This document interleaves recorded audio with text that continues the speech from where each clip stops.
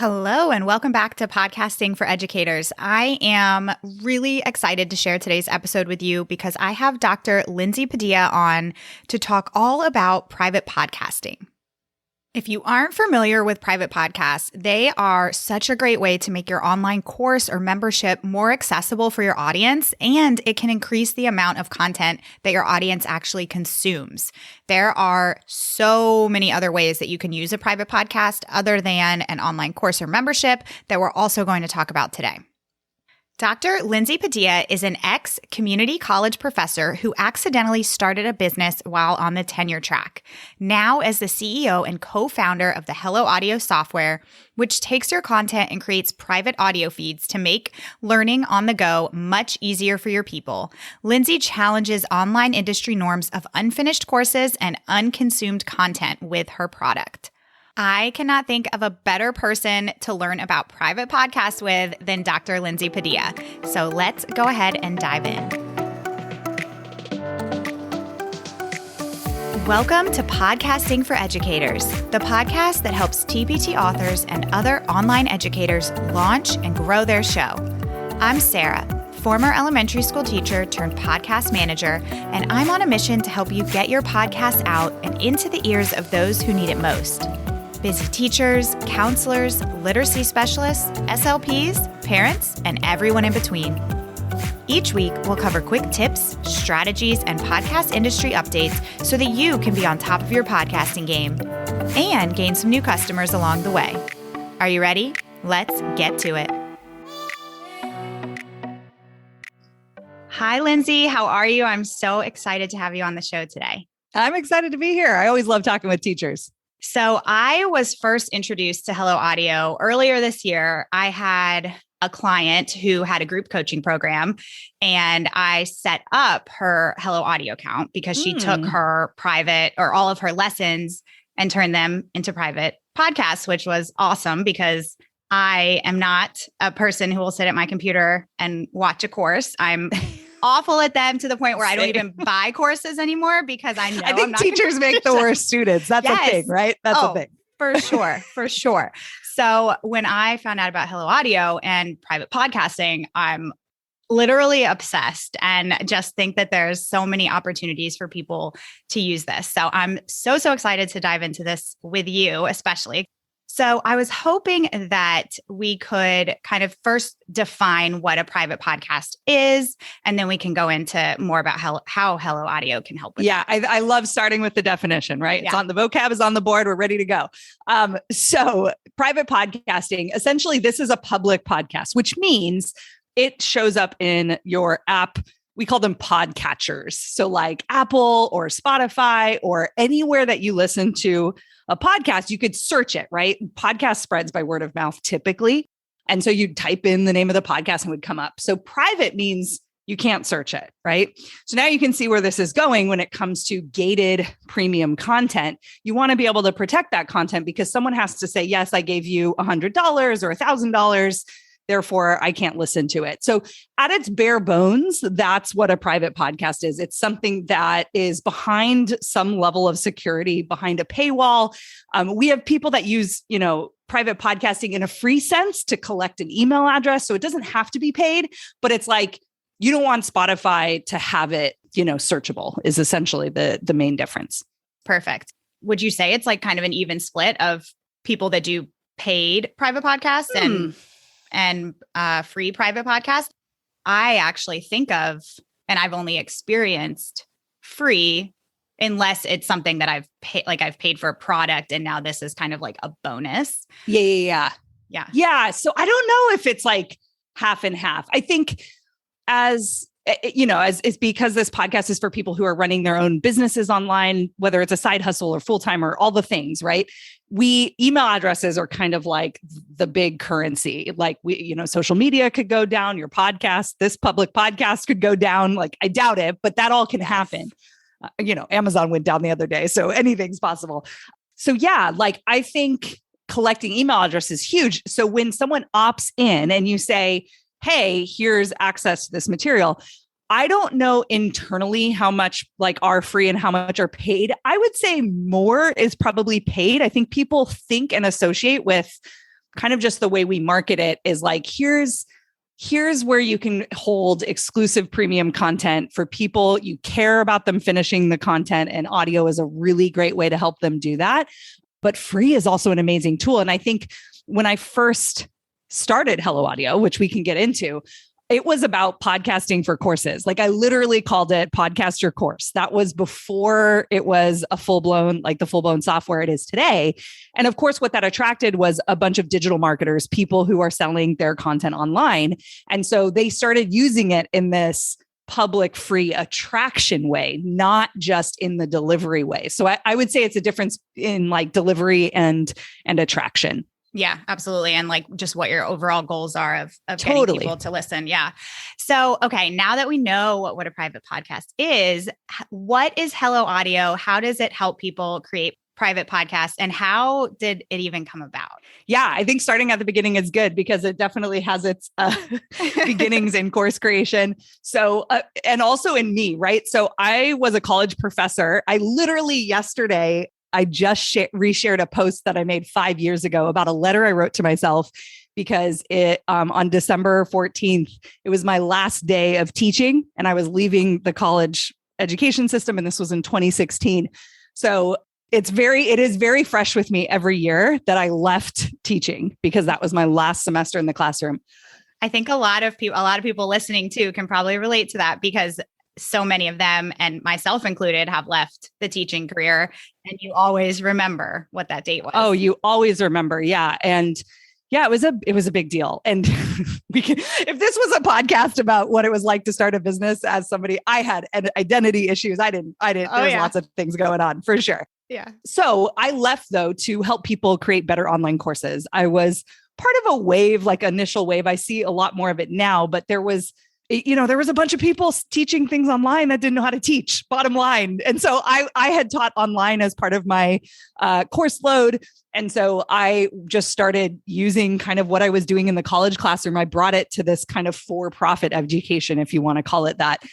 And so in that journey of consulting with entrepreneurs, creating digital courses, I was buying a lot of my own courses, probably way too many than I could consume. Yes. And I found myself in a course that I really wanted to listen to. It was actually about money mindset, which is something I struggle with a lot. And I think a lot of entrepreneurs, teachers turned entrepreneurs, that transition from salary to like your output is dollars is such a weird flip. And so it was a money mindset course specifically. And the woman just had these recorded YouTube videos and she was sitting in front of like a fireplace and she was just chatting and I loved listening to her. I could hear her talk all the time. But I'm like, why am I watching this? Like, there's no slides, there's no graphics, there's no like, here's how to do this. It was literally just like taking in her words. And I wanted to be able to listen to it over and over again too. There's something about that type of content. And I remember saying to my husband, like, can I just listen to this? Like, her WordPress site was kind of annoying to navigate to get to the next video. And so that was like the first thing. So it wasn't about me saying, let's be a great teacher. It was about me as a student being like, I need this accommodation and it's not out there. And then I remember I'd like reflected on what I've been helping people do is everyone's talking about, meeting people where they're at and offering them all types of modalities, like all things that we as educators would say, like, oh, different learning styles, which we know is like debunked, but most like the general public doesn't. So they're like, oh, I'll just put an MP3 under a lesson. They just don't, no one downloads MP3s. So you're not actually helping them with like the audio part at all. And so I was perpetuating that lie because that was the only option. And so it was really that moment where I was like, wait, why has no one done this? Like podcasting has it the way we all know, in order, like you can fast forward, you can skip, it plays quickly, it's in one place. And that was when it was like, why is no one doing this? And you can re-listen, you can re-listen. So like there's key. So many things. It's just so much more accessible, right? My husband, so I had a podcast actually called Academics Mean Business. So I also used to interview other people who left. It was a little more college focused, but it was people who started businesses as academics, whether they had left or not. And that was, again, my own like therapy. So I ran that podcast. It is therapy. It's totally therapy, processing it with other people. And it's nice to just like have a conversation with somebody when you're working at home by yourself all day. Totally. That too. Let me tell you. Yeah. So I had this podcast. My husband was like the editor. He also has been like an avid podcast listener, like literally since it came out. So like 15 years. And so he's like, and he's kind of techie, but not like the coding. I could make a web, like I could make an app techie, but enough that he knows how to navigate it. So he kind of just dove in, like, what are the security? Like, how does it work? Like, and all this stuff. And we just realized like, okay, private podcasting was just coming out. This is in like 2019.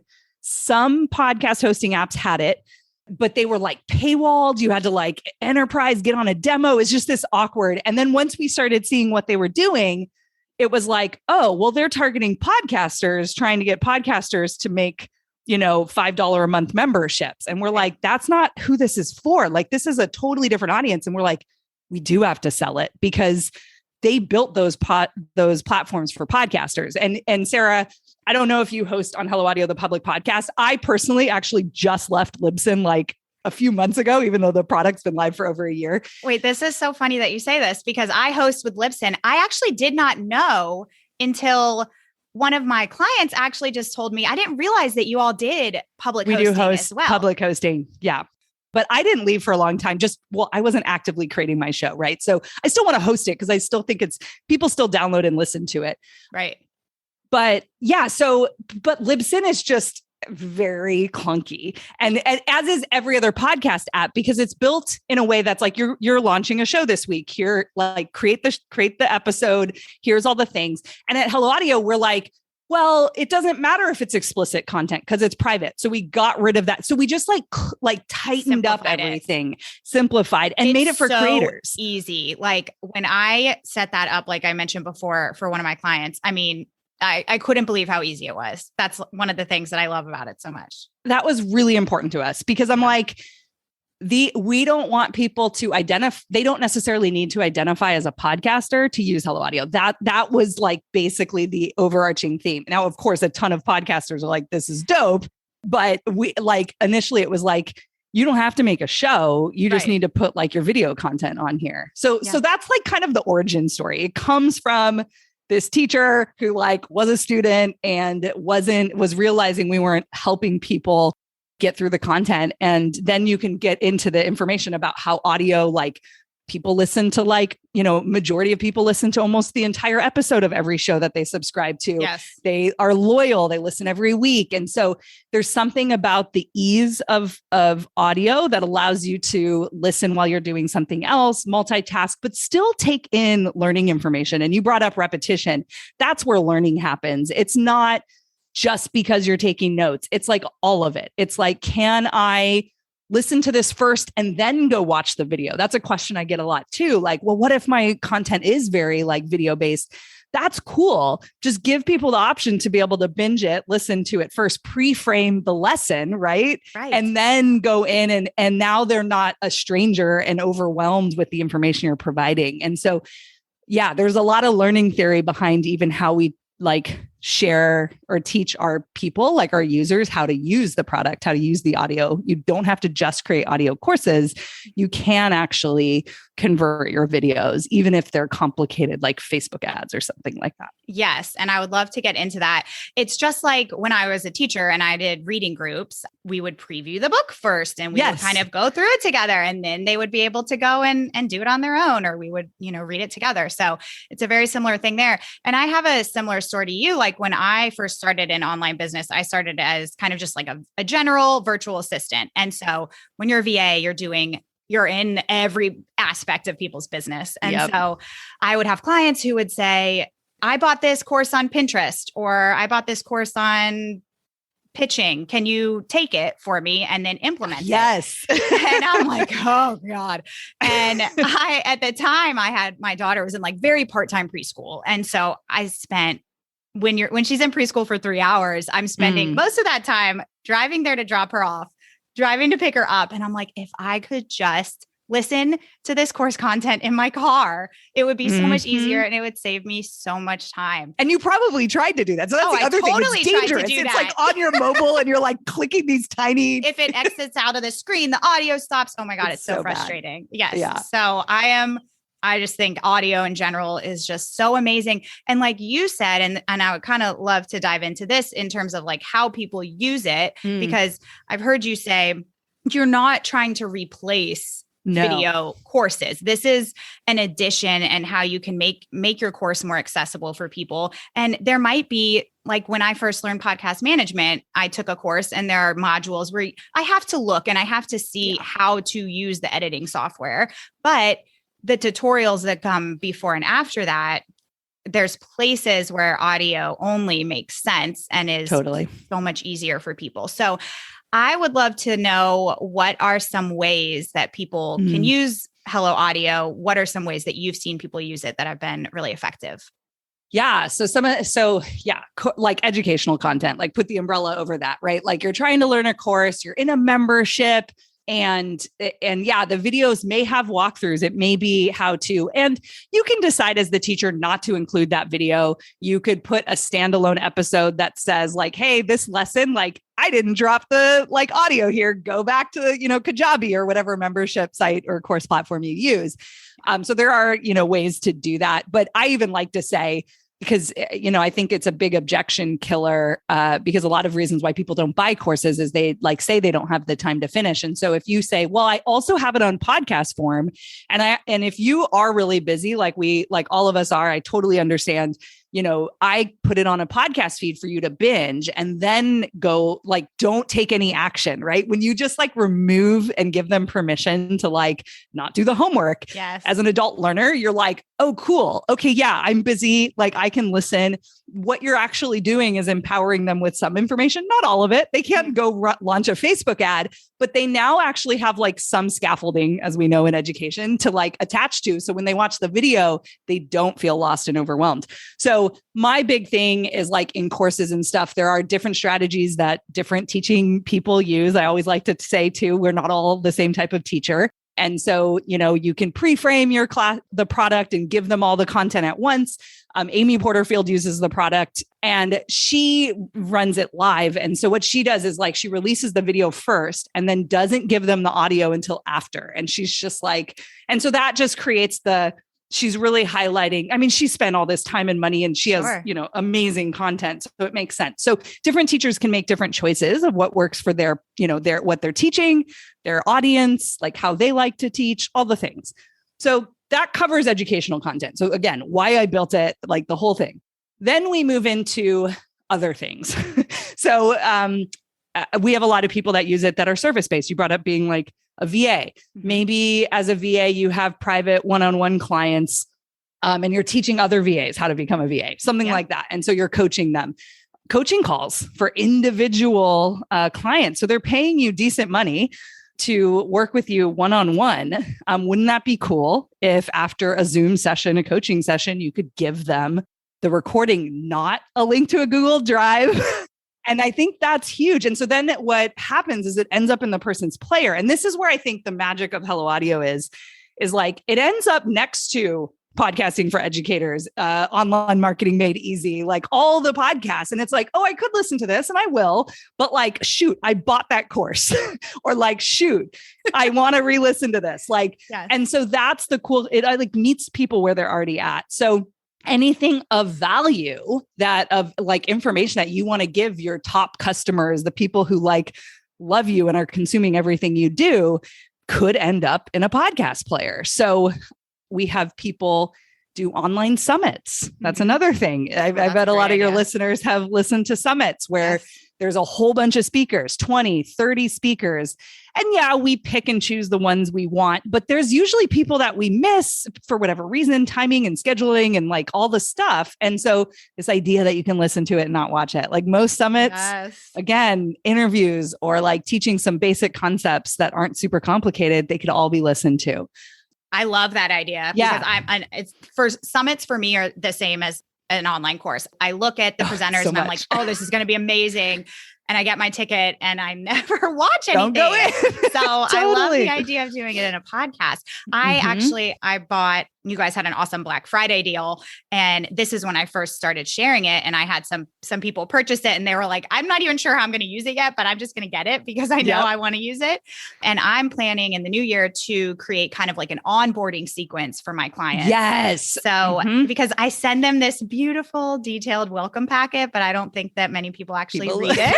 which I get. I totally get it. Totally. So I'm going to basically turn that into a podcast. And then I can add to it for my current clients just to give like really quick, like 5-minute updates in the podcasting world so that we're all on the same page. So, so good. Yeah. So like client onboarding, team onboarding, team calls, any coaching calls where like I just had a tarot reading. I do a year at a glance. Love it. And every year they go through every month and say what card got pulled and like what things to pay attention to that month and all of that. And I literally have this feed called Listen Lindsay. And it's any calls that I am a part of that I just like have the access to the recording for whatever reason. And then I'm like listening to every month as it comes in because otherwise, so cool. I never would have like gone back to a video of us just looking like there's nothing to look at. Like, so that's a use case like personal. So there's also these really interesting personal cases, like our communities are sharing things like, during the pandemic, someone's daughter was learning how to read. And so they sent the feed to all family members as part of the present of her reading. And so like grandparents got to hear the child reading and I'm just like bawling, like that is the cutest thing. Oh my gosh. Yeah. People have used it as like memorials, sending like stories for like funerals and stuff like that. Oh, how cool. So there's all these like cool personal use cases too, not just marketing. So I'm very curious to know, have you ever heard of actual schools using private podcasts? Because I just feel like that would be so smart. I have so much to say on this. For both like personal development, like don't make teachers go and sit and spend hours, put it in a podcast or even teachers could even create feeds for parents for the beginning of the year. Like, has this happened? Good. Yeah. Okay. So I come from like the college space, right? Yeah. So, and I attracted a lot of people with my podcast, with my presence online of the like professor / entrepreneur person. And so we actually have Hello Audio users that do use it in their classroom. Then when I think about though, like largely what it could be, when you think of podcast, if you Google podcasting for education, it's like lesson planning. Like, how can you make podcasts as part of a cool learning and creative tool and blah, blah, blah, which is all amazing. And yes, that's also great. But the reality is like, as a college professor who taught online and as a college professor who taught hybrid, even like I actually had some courses that we met in person 1 day a week and then the rest was done online, which is really good in a community college setting. Mm-hmm. And I just remember being like, if someone just had to miss a couple classes, wouldn't that be cool if my lecture was just recorded from that day and uploaded automatically and ended up in their podcast player? Yes. Yes. So like there is totally a world where Hello Audio, there's like Stanford has their own Hello Audio, like and every class you're enrolled in has all, a feed. It's there. And this was a decision that we've relatively made within the last year that we don't really want to pursue the ed tech market. It's just that sales cycle. So as somebody also who was on all the committees for distance ed, I know how long it takes to make decisions like that and to teach people and all the things. So what we may do is do more of a bottoms up approach, which is professors just start using it or teachers just start using it. And then their school then is like, hey, like we want to buy a license. I wouldn't be surprised with our presence in this space that there isn't somebody who targets that completely and basically does what Hello Audio does, but targets that market. It's just fascinating because me and my husband are co-founders. He's a physics professor and I taught sociology. So we're both college professors who left, and we know it intimately, like how the teacher would use it and all the things. So at the moment, it's an individual basis. We may or may not do like a .edu license, but I could totally see it in elementary, and all the way through K through 12.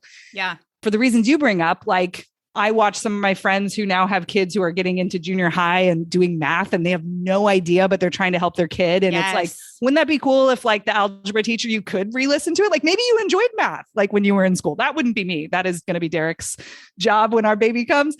But I could totally see refreshing up. Like, how did the teacher explain this? What are they expecting of this homework? So the parent could listen essentially and help the child. So there are cool ways, or like you said, prep for the coming beginning school of the year. You have like a big back to school night where you meet all the parents, but a lot of parents can't make it, or they just want to be able to have a resource where they can go back and see like what's the curriculum for the year? What's your office hours? When are conferences? Just little things that you can send home in a backpack, but it might not get read. And this, again, just like back to or even end up, because right, all the schools pretty much went virtual last year, whether they wanted to or not. And so, integrating with something like Canvas or Schoology or some of the popular learning management systems, that was how, as a teacher, I was always the tech. I always wanted to see what apps were being created that would make my classroom better. And I would always go to the integrations page and just see like, what could I play with? So that's on our radar. It's like a whole nother world. It is. And it's like a whole different type of business actually too. And so that's why it has to be like kind of that conscious decision. But I totally see it having a space in education for sure.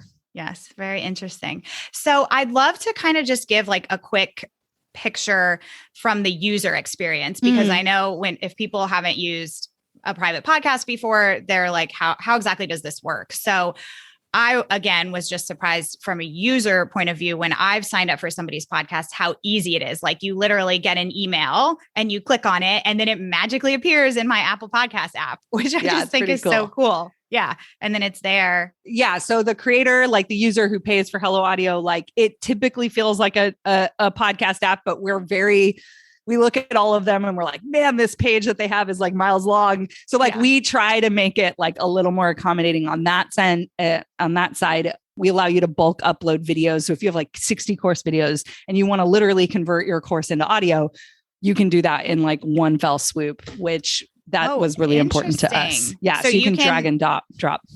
So you can put a video in there and it'll. That I did not know. I think when I've done this before, I've actually like used something else to strip the audio and then. Correct. So we were like, so did we, right? You go to that shady website and you have to do one at a time. Onlineaudioconverter.com.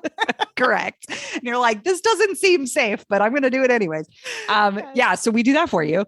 And then we also have a new feature coming out. I think it's going to be out by Friday. The Google Drive integration will, at least. It's called audio. We call it Audio Inbox. Okay. Zoom is next, but we're going through all the admin stuff from both sides, and Zoom will be in Zoom Marketplace. But essentially, what will happen is your Drive, your Zoom, and then we're working on Vimeo and Loom right now.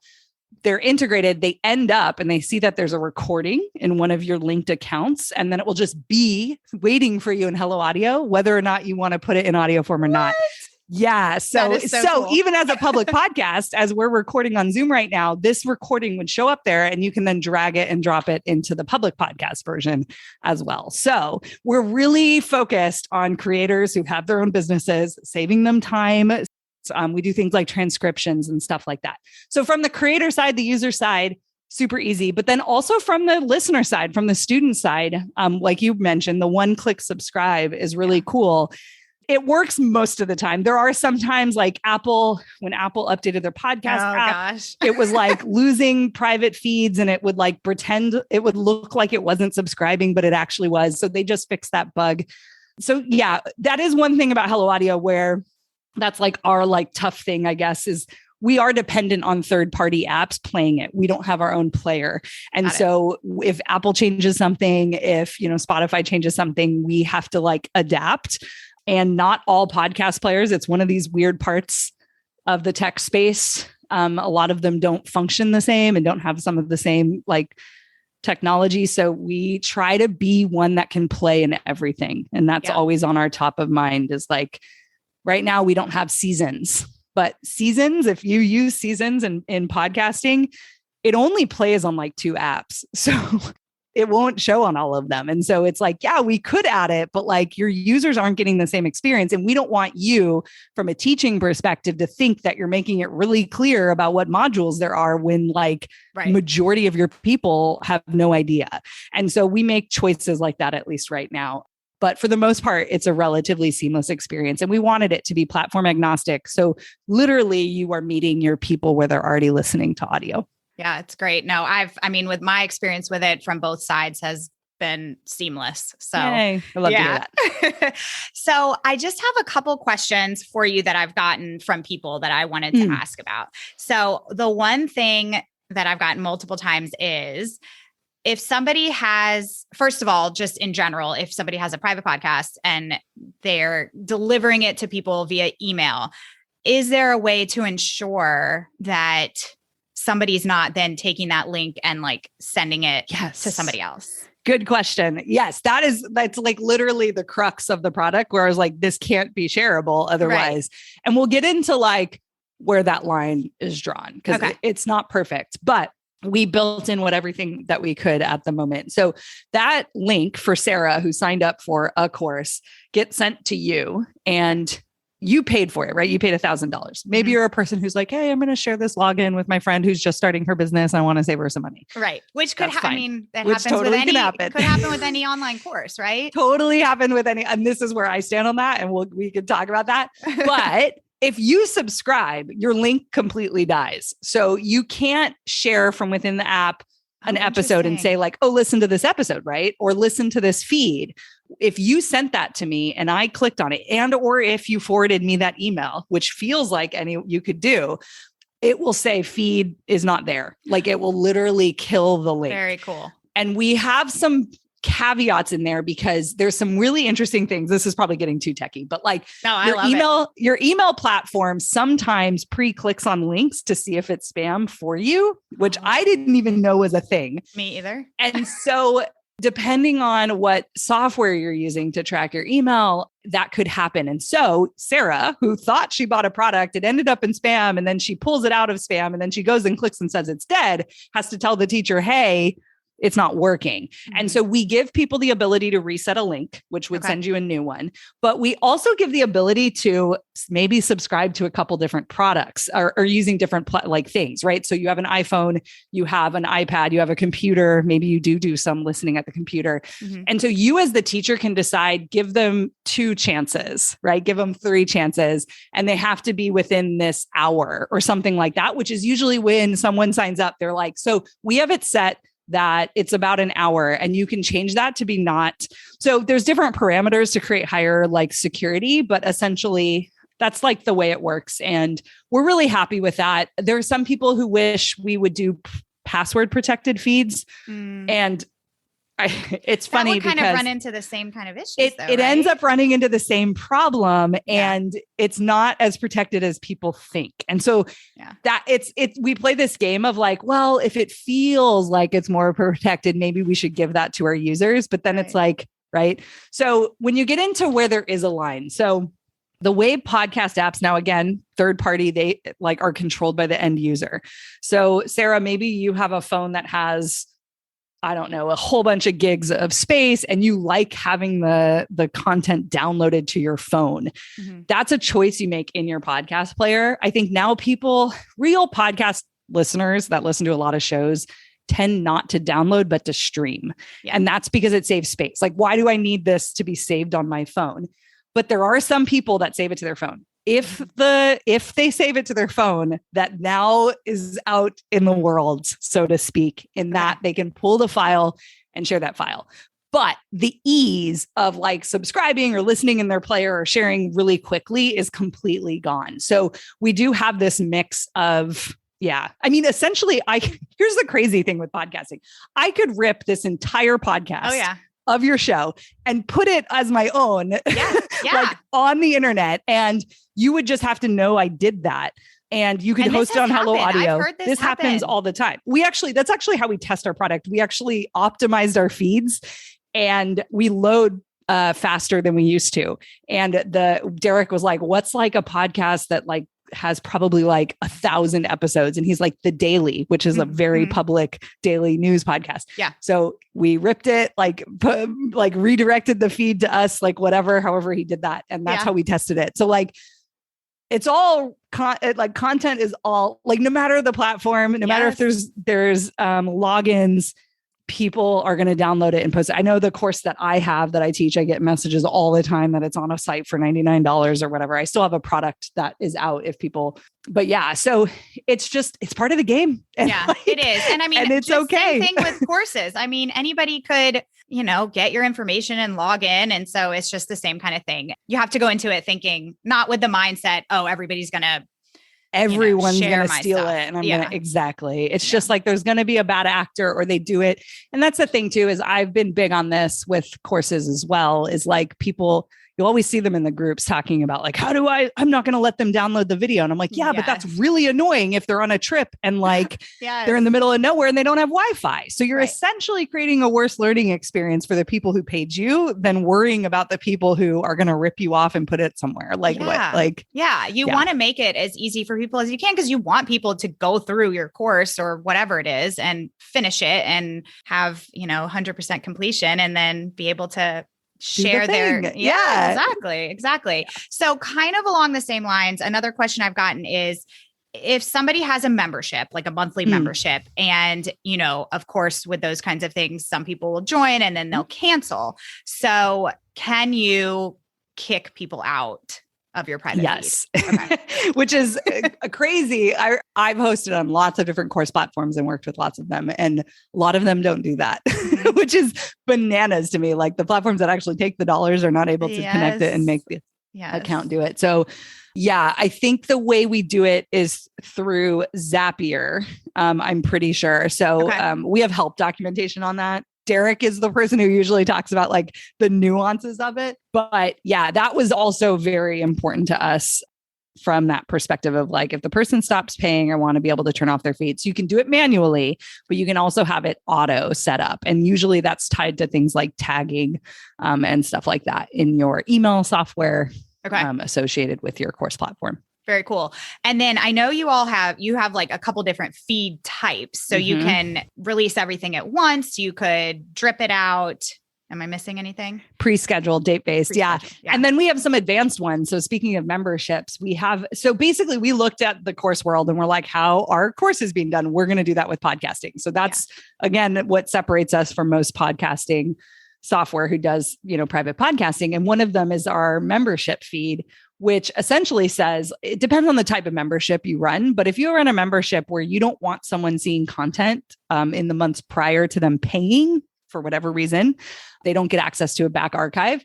We do that. So like basically if you sign up in July and all the content from June prior, you wouldn't see it, but it's still the same feed. So it's essentially tied to when you as a listener joined. And that's also how Drip works. So if you as a listener sign up for like a 30-day challenge or something like that, I get day one today and you sign up a week later. That's also your day one when you sign up. So it's totally tied to the person's start date. Okay. So we know that matters in different types of content formats as well. Very cool.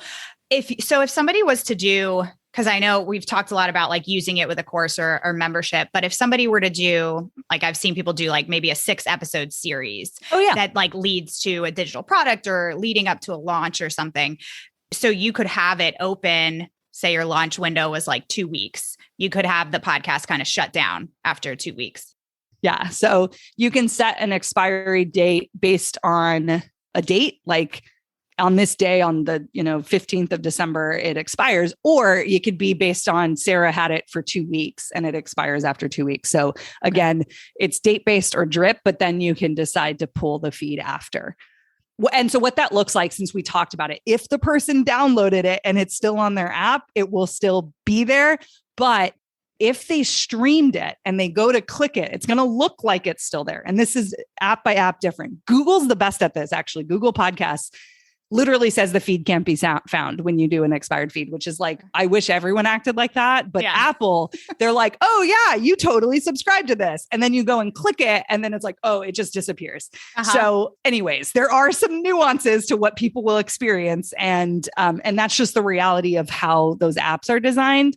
But majority of people will get it. They will not be able to play it. They will not be able to go back to even to something they already listened to, because all streaming will die. As the podcast goes to find the episode, it won't be able to find it, basically. Okay. Very cool. That makes sense. Yeah. All the podcast apps, it would be so much easier if they were, or like platforms, if they were just all the same, but they are not. And there's people doing some really cool stuff. It's just, there's other ones that are really far behind, but happen to be majority of the user base. Yes, we'll exactly. Yeah.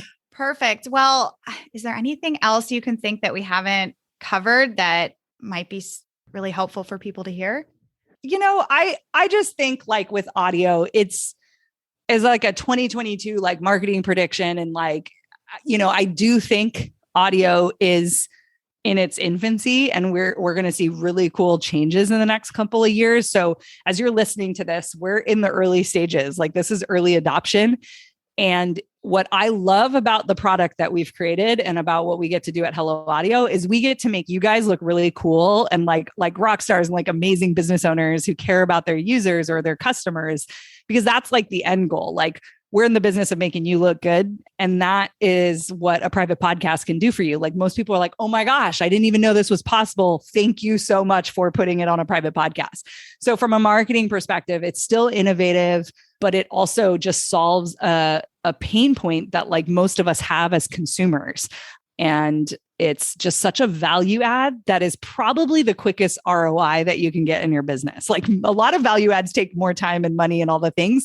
With like private podcasting, if you already have content and you just provide a feed, it's such a great value add that takes, like you said, like minutes. Yes, literally. Literally minutes, maybe hours if you want to dig into some of the fancy stuff that we do, but like it's just such an easy thing to implement in your business. And I'm really proud of that. Yeah. Oh, it's amazing. And kind of just along the lines of what you said, if you aren't quite ready to dive into having like a traditional podcast that you're putting out every week, this is just such a great option. Yeah, like you don't have to have a show. No, you don't have to have a show. Like, no, yeah. You already have this content created in whatever you're in, a course or a membership, or even like Facebook Lives, Instagram Lives. Like, we're going to integrate with that in Audio Inbox too. There's so many things that you can do from content that you've already created, and you're just putting it on another platform and making the listener's life so much easier. It's just more accessible. Yeah. I'm excited to see like you guys continue to progress and all the cool things that you come up with. I will be following very closely. So now, where can people, if they are ready to get started and they want to learn more, where? Yeah, I think there's a couple of cool starting points. So a common question is like, I think you brought it up. Like there are people that bought it and was like, I'm not quite sure how to use this in my business. So I always like sharing our Success Stories podcast, which is a great starting point. So it's going to take you to a landing page that's going to say opt into this to listen about like how people use Hello Audio. And what we're delivering to you is the real voices of people who use Hello Audio and how they use it in their business. Now, they're not all educators. So, but you'll get ideas. They're all marketers who are trying to grow their audience and, sell things online essentially. And so if you go to go.helloaudio.fm/stories, STORIES. You know what? You gave me this link. I will put all of this in the show notes. And then you can feel what it's like too. So you'll opt in, you'll see us, like you'll see the experience. You'll be able to listen. You can fast forward or click to the ones that sound interesting to you. There are a lot of them. And that's a great starting point. And then the other place I like to point people is our Facebook group. You do not have to be a user to come into our group. So it's a great place to sit and observe and watch people share, ask questions, share their wins with their business. We also host a thing called Feed Friday. Every Friday, the co-founders get on there. We talk marketing. So if you want to come and be like, hey, I'm thinking of creating this lead magnet, we like are marketers at our core, or 2 out of the 3 of us. And it's also where we make announcements about what's coming, upcoming features and stuff like that as well. And so we do that on Facebook Live in the group. So it's a great way to just kind of sit back and observe, and you don't have to take the plunge yet. And that's just helloaudio.community. Okay, perfect. Yeah, I'll have to join that. I didn't know that you all had a Facebook group. You all are wonderful. I just have to say, I've had a few questions here and there, and I've emailed and I've gotten a response. Oh, Derek runs support. He's good. I'll tell him you said that. Well, thank you so much. This has been Sarah, for having me. And I know that it'll give people a lot of great ideas of how they can use Hello Audio and private podcasting. And I so appreciate you being here. Yeah, thanks for having me. If you have any questions or takeaways from this episode, send me a message on Instagram at Podcasting for Educators. I'd love to hear from you. All links and resources mentioned can be found in the show notes at podcastingforeducators.com. Thanks so much for tuning in today. Bye for now.